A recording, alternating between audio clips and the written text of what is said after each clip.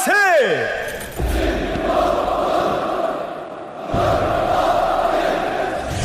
This video is about the history, logistics, and crimes of the most dangerous group of hackers in the world. They've gone by many names: Hidden Cobra, Guardians of Peace, the Nickel Academy. But their most infamous one is the Lazarus Group. The Lazarus Group has been operating since 2009. They've sabotaged hospitals, infiltrated movie studios, robbed banks, destabilized governments, and most recently, carried out the largest cryptocurrency heist ever recorded. But these attacks aren't random. Every single one of them points back to one unexpected place. To most people, North Korea is little more than a mysterious, impoverished country where people struggle for basic necessities, electricity is scarce, and internet access is practically non-existent. But law enforcement sees a very different side of North Korea. A nation home to the most organized, relentless, and dangerous group of state-sponsored hackers in the world. But how? How did North Korea build the most advanced cyber army on the planet? How do they train and recruit their operatives? What is their true goal? To understand the Lazarus Group is to solve a complex puzzle. Answering these questions requires piecing together clues from dozens of cybercrimes, the investigations that followed, and the global network of banks, philanthropists, casinos, and even influencers that support the Lazarus Group's operations. But when you finally connect the dots, you realize something deeply unsettling. The story is bigger than just a group of rogue hackers. This is the story of an entire nation, one whose tragic history has shaped it into the largest, most sophisticated criminal enterprise the world has ever known.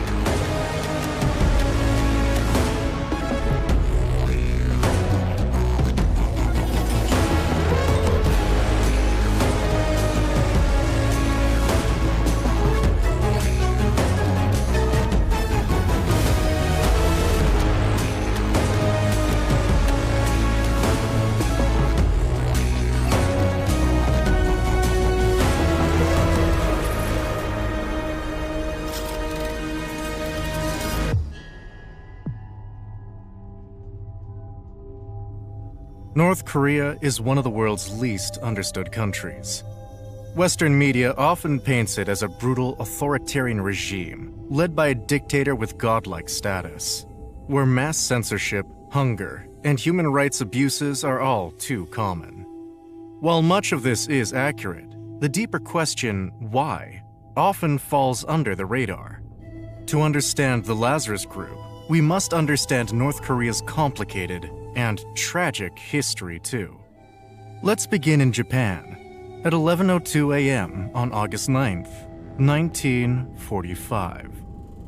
6 days after the United States drops an atomic bomb over Nagasaki, Imperial Japan surrenders unconditionally.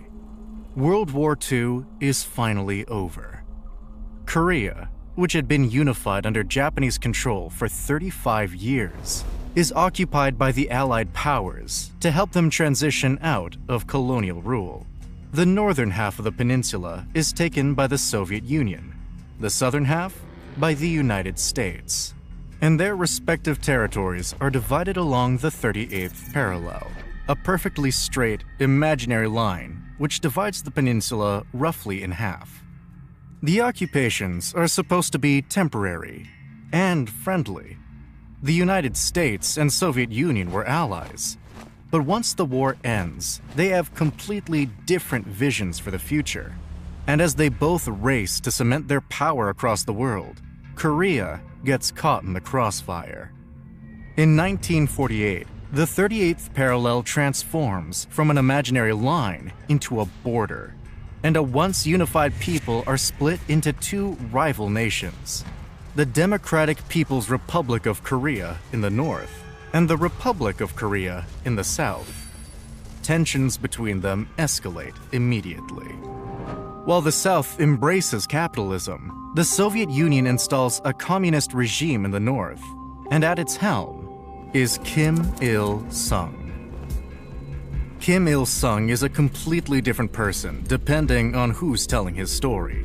Official North Korean propaganda paints him as a legendary freedom fighter who single-handedly led the resistance against the Japanese occupation. But historical records tell a different story.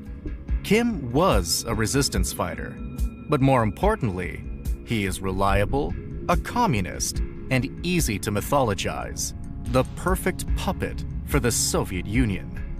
Still, Kim had ambitions of his own. From the moment he takes power, he makes it North Korea's national mission to reunify the entire peninsula under communist rule. In 1950, he launches a surprise invasion, crossing the 38th parallel with around 75,000 troops. South Korean forces are overwhelmed and pushed into a tiny corner of the peninsula. It seems like Kim will fulfill his dream of reunification, but just as quickly as he advanced, the United States intervenes and launches a bold counterattack deep behind enemy lines. During air raids, the Americans destroy 85% of all buildings in the country, including homes, hospitals, and most critically,